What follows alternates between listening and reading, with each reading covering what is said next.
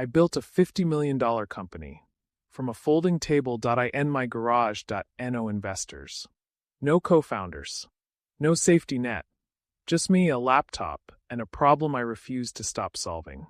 6 years later, the woman I loved, the woman I married, sat across from me in a conference room, slid a manila envelope across the table, and told me she had outgrown me. What she didn't know was that every single thing in that room, the building, the furniture, the company name on the wall behind her, belonged to me. My name doesn't matter. What matters is the idea. In 2016, I quit my corporate job with $11,000 in savings and a business plan that 3 different banks laughed at. I didn't argue with them.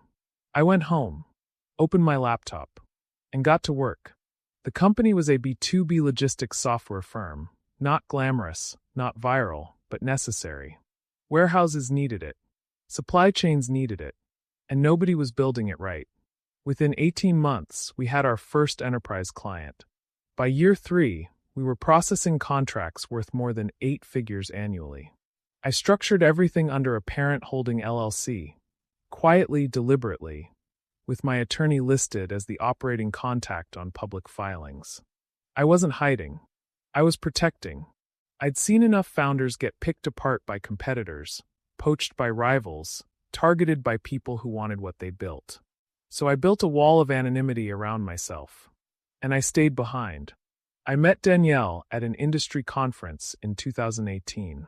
She was presenting on operational efficiency. Sharp, precise, funny in a way that caught you off guard. We talked for 3 hours after her panel. I didn't tell her I owned the company she'd just cited as a case study. On our 3rd date, she told me she had just applied for a VP role at a firm she admired. That firm was mine. I said nothing.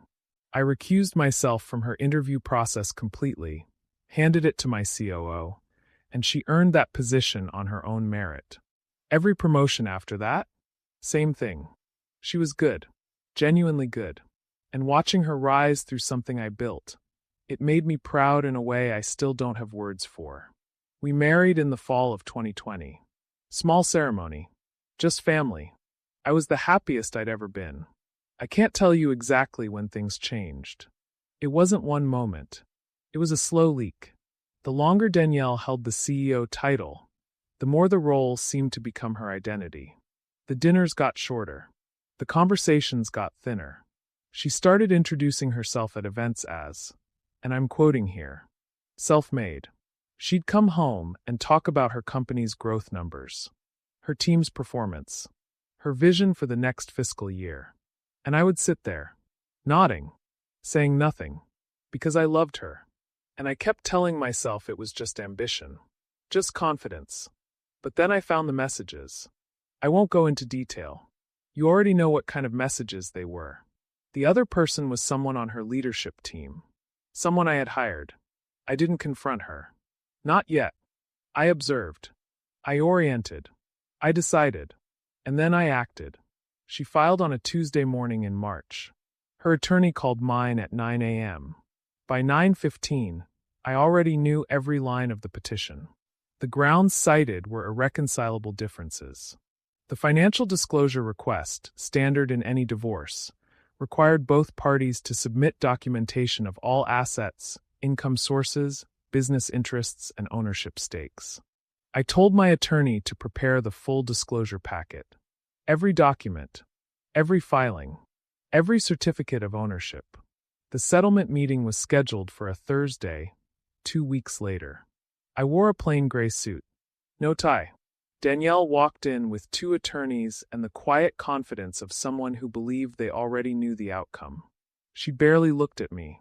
Her lead attorney opened the session by presenting Danielle's asset disclosures.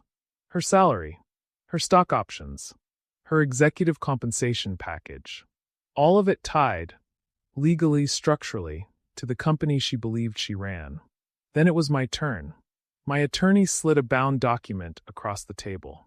47 pages. Articles of incorporation. Ownership certificates. The original LLC formation documents from 2016. Board resolutions.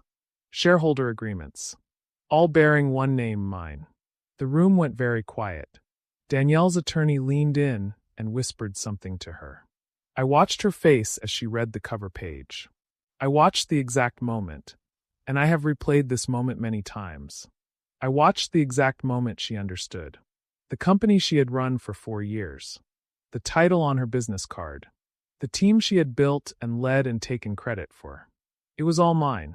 Every contract she had ever signed had my signature on the other side of it. Her corner office was in my building.